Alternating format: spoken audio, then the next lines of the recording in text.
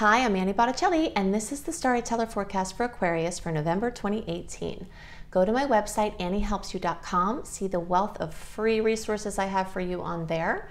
And if you are interested in a live reading with me, then I'm open. I'm off of my long sabbatical from taking on new clients, so you can book a live reading on anniehelpsyou.com now.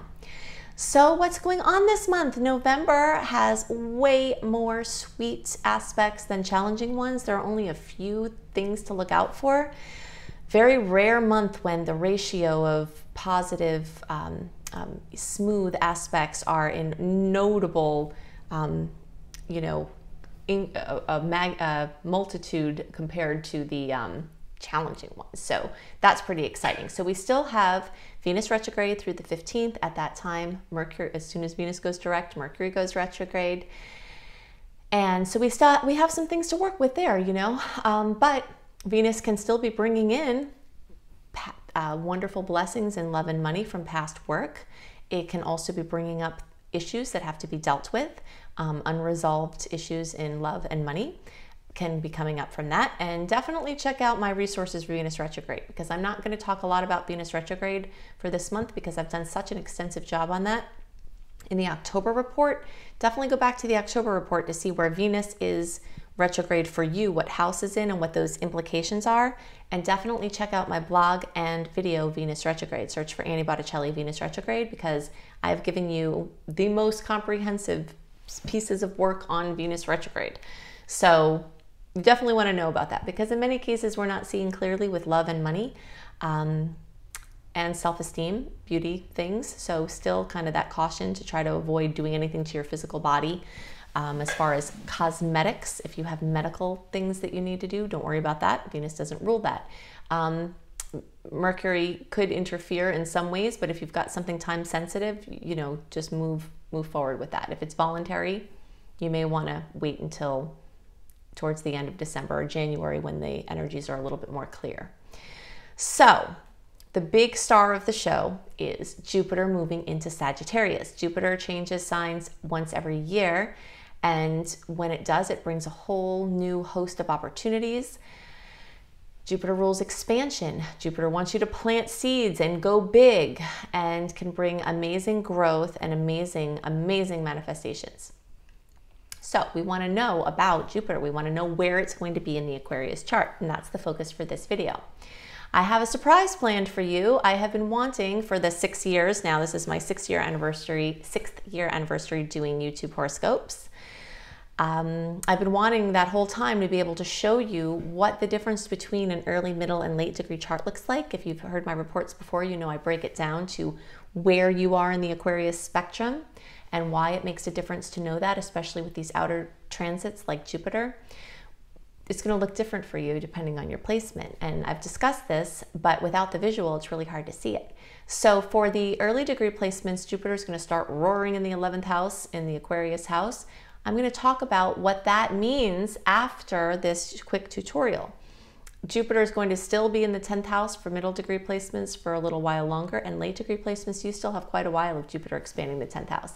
So after the tutorial, I'm going to go into what Jupiter in the 11th and Jupiter in the 10th can look like and what you can do with it. But first, I want to show you why it's that way. Now, if you're not interested in seeing why it's that way, you have my blessing to fast forward to the time, past the time when you see the charts show up here until you see me back on the screen.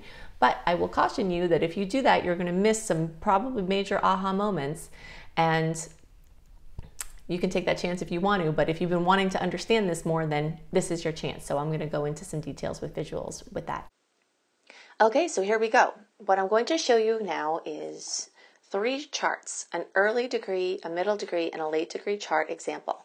Don't hang too heavily on certain details of the chart, like what's on these cusps of the chart. There are a lot of factors as to what these house placements and the lines between the houses look like. I'm not intending to focus on that now. What I want to show you is why I have taken the time for all these years to tell you the difference between the early, middle, and late degree placements. Okay, I've always explained that for every degree or birthday into the birth sign you have, it shifts the chart, the placements to the right. Okay, so I chose four 14 and 24 degrees to serve as our early, middle, and late degree charts.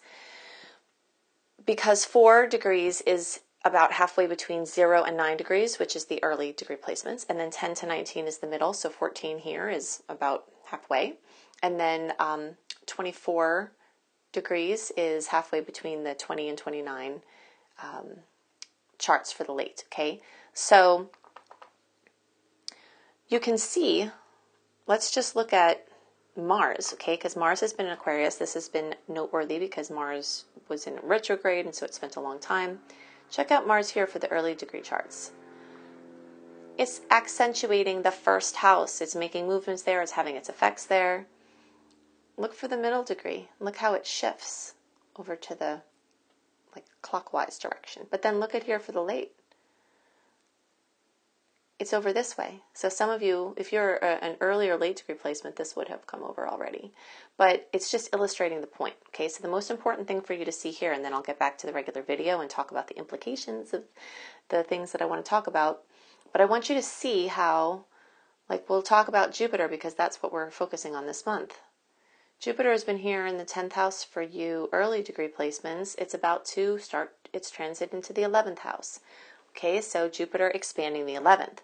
When we go to the middle degree placements, you can see Jupiter is earlier in the 10th house. So you see it has longer to go before it starts to accentuate the 11th house. So this experience of Jupiter in the 11th is going to be staggered for you middle degree placements.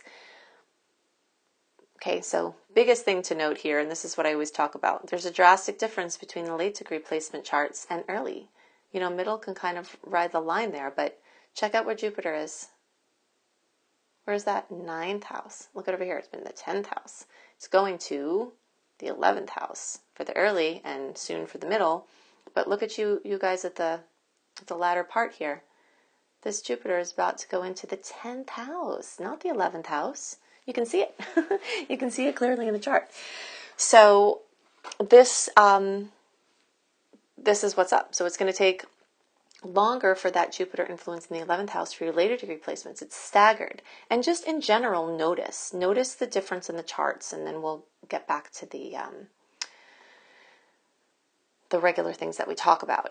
But just notice, look at this cluster here. Look at all that energy in the 2nd house for your early degree placements. Part of that cluster for your middle degree placements is in the 2nd house, but part of it, okay, see, it's 2nd house. Part for you middle degree placements, part of it's in the 2nd degree, right? But then the rest of it's in the 1st house, okay? So then you look at the late degree chart, and where does all that stuff go? Whoop! Not in the 2nd house. See? Look at the 2nd house. It's empty. So these are planets that I circled that take longer to get around, but you know, the point is the same. You know, if you look at the sun here in the early chart, it's in the 9th house. Look at it here. It's about to go into the 10th in the early chart.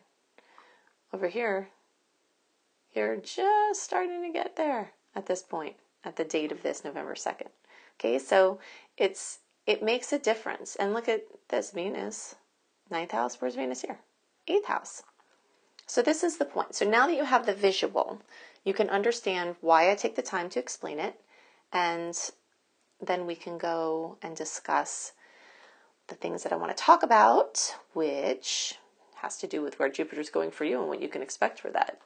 So finally, now you know why I take the time and do the extra effort and work to do 3 charts every month instead of just 1 for each sign, because there is a difference in their manifestation. So now that we know that early degree placements, you all like the first 10 degrees or days of the sign, you're going to have Jupiter starting to roar through your 11th house. Middle degree placements, you've got a couple of months before, anywhere from a couple to several months before Jupiter gets there, depending on your exact middle degree placement. So that second chunk of the sign in the middle of the birth sign, or I've talked about the degrees already, and then the end of the sign, you've got a while before this 11th house expansion is going to occur for you. But it's good for you to be aware of it, okay? So everybody still listen now, even though the early degrees are the ones that this is most current for. And then we'll talk about the 10th house expansion for Jupiter for the rest of you. So Jupiter in the 11th house is very exciting because the 11th house is the house of big dreams, not the ones you have at night, but the ones you have in life. And when the expander is there for a year-ish, you have all of this opportunity over an extended period of time to bring those big dreams into fruition. So one of the things that Jupiter's tagline is, go big. You want to go as big as possible with your dreams because you have a chance of reaching it. And if you fall short, then if you expanded what you were doing, at least when you fall short, you'll still be further stretched out than you would have been if you didn't try bigger. Also, planting seeds. So wherever Jupiter is for you, planting as many seeds as possible now can allow for anything to pop up over the next 12 years. And this is kind of funny timing because I just got a text from a friend of mine who's house sitting for somebody where I used to live in their cottage, and I had an extensive garden. And one of the things I planted was a bunch of hollyhocks. Hollyhocks are amazing fairy flowers. They're super tall, big, beautiful flowers. And so they just texted me as I'm talking about this seed planting. It's very funny, saying, I'm at the house where you planted those hollyhocks all that time ago, and I want you to know they're like, they're blooming.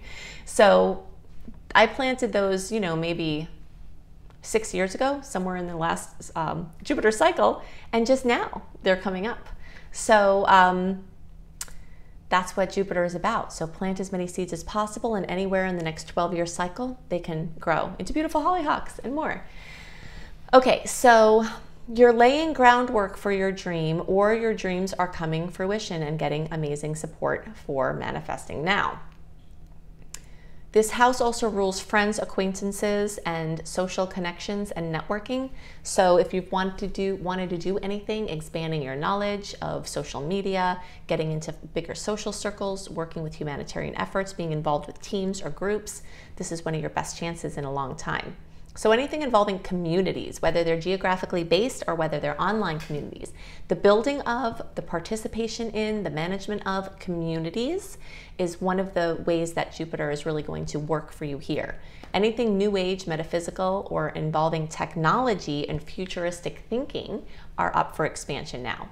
If you've been wanting to get your business online, then this is an amazing transit for doing that, because the 11th house rules technological things, including the internet, and expanding your presence or expanding your knowledge or expanding anything involving the internet is great. Also patents, you know, getting patents or bringing out invention ideas, it's a very inventive energy.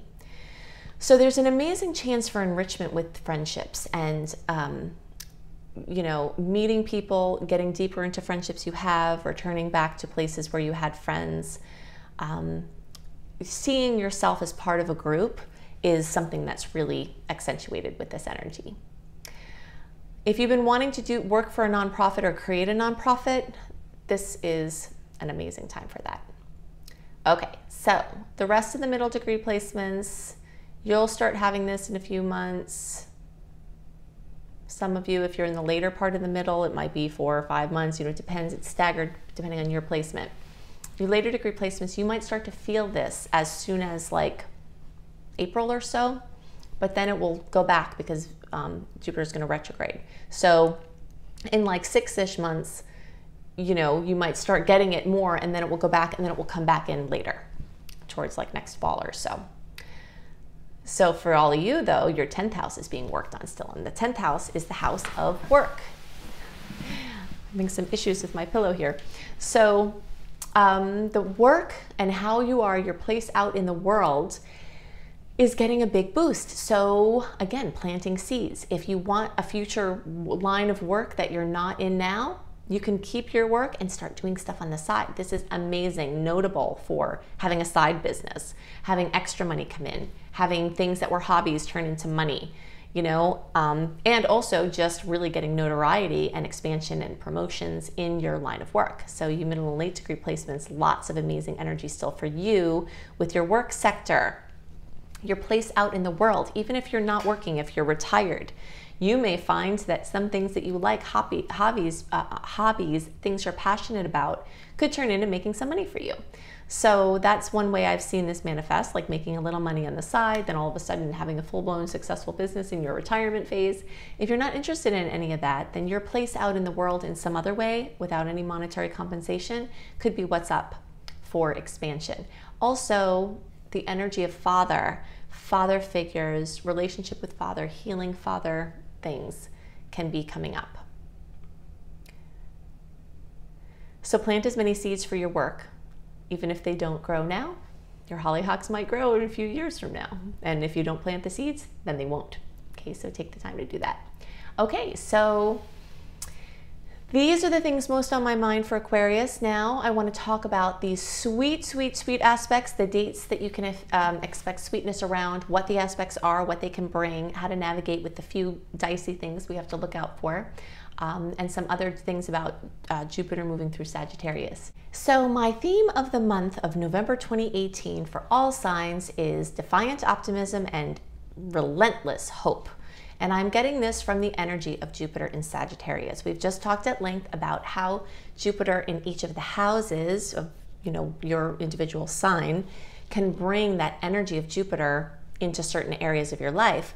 But the general experience for everybody that everyone has access to has to do with this increased energy of sparkling luck, defiant optimism, relentless hope, unprecedented growth, glorious expansion, because Jupiter is so happy to be in its own sign, and this only happens for 1 year every 12 years. So it's a very big deal. You can think back to what was going on 12 years ago and the kinds of themes and things that showed up, and you can see how it may relate to this current transit. Of course, there are different factors at play now than there were then as well. It's always more complicated. And of course, not every person is going to experience the energy of defiant optimism and relentless hope. We shade how we see things with how we are and what our outlook is, or what we have going on in our lives, or whatever our more personal chart has going on that we may not be able to see in the general horoscope. So we see things sometimes as we are, or as influences are around us, not always how they really are, right? That's reality is subjective. But in any case, this energy of teaching, learning, speaking, writing, publishing, religious, spiritual work, international travel, international business, global connections, different countries, different cultures, different languages, general expansion, general happiness, general freedom, is this theme that's running through for the next year, from the end of 2018 through the end of 2019. So Jupiter is the natural ruler of Sagittarius in the 9th house. It's most happy here and exuberance. We can see this energy of one's perceptions or beliefs being broadened. Many people will have learning frenzies where they feel so driven to learn more, and the things that they're learning may be more diverse in nature. Maybe they'll go headlong into one course of study, or maybe it's a general course of study under which there are lots of little pieces. Jupiter likes to get its fingers in a lot of pudding pies. So Jupiter favors breadth, sometimes even over depth. It's the more seeds you plant now during this time, the more plants can grow from the seeds that you've planted over the next 12 years. So zealotry with a belief system or studies can definitely happen because Jupiter is the energy of excess. So we'll see this extra oomph being added to however Jupiter is manifesting. So the energy of legal matters can also come through in a very big way. One of the rulers of the legal realm is Sagittarius and the 9th house. So sometimes there's an amplification of a problem that's already brought to the law. Sometimes, this escalation brings it, but it will very likely be in the forefront over the next year. So we still have Venus retrograde until the middle of the month, and so we're not going to be seeing clearly in love, beauty, and money in many regards. However, Venus retrograde can also bring in things that we planned to do for a long time, things that we were hoping for, things that we were working towards can magically start to come in wonderful ways. If there are issues in love, self-esteem, or money or finances, sometimes those issues come back up to be dealt with. Sometimes things that we've dealt with in the past now come in as blessings in this time. So definitely check out my resources. I've done so much work for you on Venus retrograde, but I'm not going to get into that here because you can look at the October horoscope to see where Venus has been working in your sign. You can also look up Annie Botticelli, Venus retrograde, to find my blog, very comprehensive, and my video, very comprehensive, that tells you everything that you need to know about Venus retrograde and how to navigate the transits. We are also going to have Mercury going retrograde. So that is another factor here that has to be taken into consideration. On the 15th, we have the retreat of Mercury from 13 degrees of Sagittarius back to 27 degrees of Scorpio. So that rolls until around December 6th. And then the post-shadow period runs until around the 24th of December. So if you're trying to focus on Christmas shopping or whatever other holidays you celebrate, the later kind of last minute shoppers will probably benefit more here, because by the time you're getting into mid-December, a lot of the shadow period of the Mercury, retrograde and post-shadow, post-transit shadow period will have passed. So you're better off doing it later, because there are a lot of factors involving money. But follow your flow. If you're feeling inspired, just do your thing. But you will notice, if you track making purchases when Mercury's in retrograde over time, that they tend to come in broken or the wrong size, or you don't like it or the person doesn't like it. It increases the odds of communication about what people want and about what you're ordering. So the energy is more clear towards the middle of December. So, the couple of weeks before the holiday times. So now, since we've found this amazing truth that there are more positive aspects this month than there are negative aspects, and there are a massive amount. This is a very rare month indeed. I want to touch on some of those beautiful aspects. First, I'm going to give you the dates that the positive aspects happen. And remember, when I give you the dates, that sometimes you feel the expression before or after that day. Don't cling too tightly to the actual day, because there are orbs of energy around each transit that can manifest in the days before or after. So November 1st, these are the sweet days, or the sweet aspects.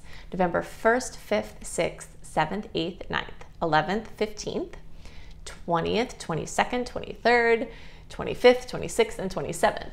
So within all of that, we also have some of the best, beautiful aspects of the year, with Jupiter coming together with personal planets that can bring amazing luck, some of the luckiest days of the year. So we have those wrapped up into this, okay? So the likelihood of stress, challenges, and overstimulation, or general awkwardness, is more likely in the days around the 15th, 19th, 22nd, 23rd, and 30th. So you notice a lot less here, a lot less. We start out November. Oh, and by the way, I'm going to give you a quick rundown of some of the main transits and what you can expect with them. But to get more details about this and a written version of it, definitely go to my website, anniehelpsyou.com, and sign up for my free email newsletter, and you will get a month ahead the written version of the transit so that you can plan around it, because I know many people, including myself, do that. So the first, we've got this amazing transit with Jupiter and Chiron in a trine. This is a major boost to ignite your superhero self. Anything that was a challenge in the past could come back to you in a wonderful way. Let's say you've had a problem, it's been ongoing, you've been working on it, or there's an area of life that you have to work harder in. This period of time could bring major blessings in those areas. We also have, between the 5th and the 6th, the Sun and Neptune being in a beautiful aspect that can boost love and intimacy and tenderness and spiritual breakthroughs and creativity. On the 7th, we've got the new moon at 15 degrees of Scorpio. And this is time to make your new moon and wishes of anything Scorpio related. So anything having to do with debt, loans, borrowing money, loaning money, inheritances, intimacy, sex, power, esoteric studies, psychology, anything along the Scorpio lines. Between November 8th and 9th, we've got Jupiter entering Sagittarius. Yay! This is very exciting. Very, very happy in that place. We've talked at length about that. Then on the 9th, we also have Venus making a beautiful aspect with Mars, the female energies and male energies blending beautifully at this time. The draw to connect socially and romantically may be stronger now, and nice outcomes from that. Of course, still be aware that Venus is in retrograde, so you're not seeing clearly in love. And because of the closeness to Mercury being in retrograde, just keep it in mind as you're navigating through these relationship things. But either way, energy returning from the past rather than new endeavors are better supported, but just male and female energies coming together can really sizzle now. It's also great for charisma and creativity and overall sweetness. Okay, so then on November 11th, we've got the Sun in this beautiful aspect with Pluto. And this has to do with your determination and your drive and your purpose, which can feel extra strong right now. Even though Venus in retrograde doesn't work well to support major launches, this is a time that expansion of something already in process can be great. So if you're following a continuum, you have something that you've been doing and then you add to it, you enhance it. This is a period of time where things like that can do well, like edits or experimentation to work that's already in play, or betas, things like that. Maybe you might be able to get some information there. Okay, so the 15th, Mars and Uranus are in a beautiful aspect. And this has to do with exciting and positive change, can have to do with wild insights that could turn out to have major merit. The energy of Uranus is fleeting. So if anything is going on in this time and you have a really good idea, definitely write it down, because you think when you have the idea, there's no way I'll forget this idea, but Uranus energy tends to, it's not very stable. But you could do something more substantial with it in the future if you hold on to it. So write down your crazy ideas. November 15th, we've got Venus direct at 25 degrees of Libra. That post-shadow period ends December 18th. So we're moving out of the Venus retrograde cycle, but there's still like a hangover of it where you're still really feeling it. And the rules still apply to a lesser degree with each day you pass out of the transit. November 15th also, Mercury goes retrograde at 13 degrees of Sag, back to 27 degrees of Scorpio. So Mercury can often bring back to us places, people, creative projects, ideas that were present before that can come back. You may find that you are very drawn to do work on publishing things. It's not the best time to launch them, but it is an amazing time to work with them in the backdrop, to do edits, to wrap up things in anticipation of this open window that's coming soon that we've been waiting for forever to push things out. I love the end of December and into January for pushing your publishing or other projects out. So this is a great time to tie up loose ends. November 19th, we've got one of those challenging aspects, Mars and Jupiter. So guard against injuries, especially now. You're more likely to get a cold, or your resistance may be down from overstimulation. This can also manifest as like wanting to expand, but then expansion or movement being blocked. But that should pass over a few days. Then on November 20th, we have another sweet aspect with the Sun and Chiron. So this can bring a wonderful chance for releasing heavy baggage. So Venus is making more of its movement direct. Maybe things that came up in that retrograde may be starting to shift now. And a notable physical, mental, emotional, or spiritual healing is very possible from this transit. Which brings us to November 22nd through the 23rd, the full moon at almost 1 degree of Gemini. It is squaring Mars and opposing Mercury and squaring Neptune and opposing Jupiter. So it's a pretty busy, maybe could be very stressful full moon, but there are positive aspects that can come from it. So fullness, completion, drama, fruition, coming to anything Gemini.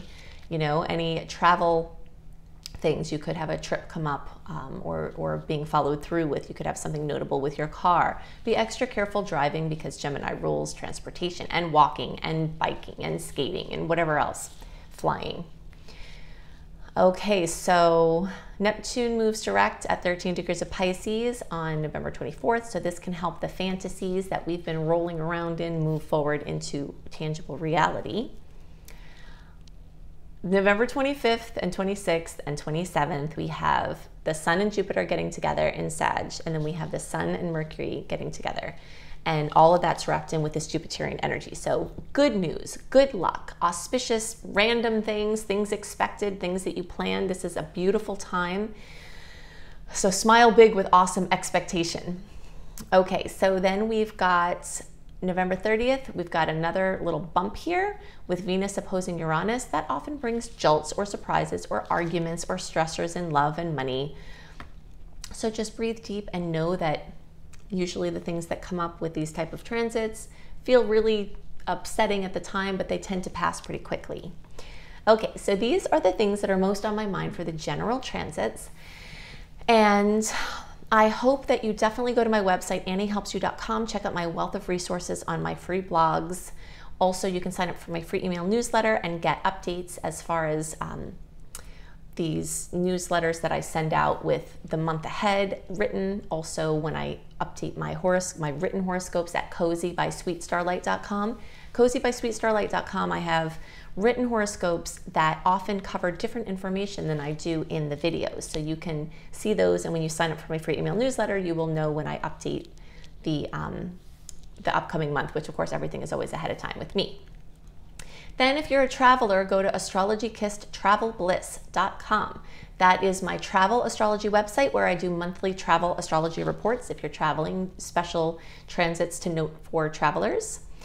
And if you want a reading, I am still open. I have been closed for a long time on sabbatical from taking on new clients, but if you'd like to have me look at your chart, go to anniehelpsyou.com and you can book a reading with me live. And if you're interested in tarot, definitely go to my husband's website, IamHelios, IamHelios.com, and check out his tarot course where you can learn tarot, and he also does readings. So I hope you have a wonderful month, and I'll see you next month. Bye.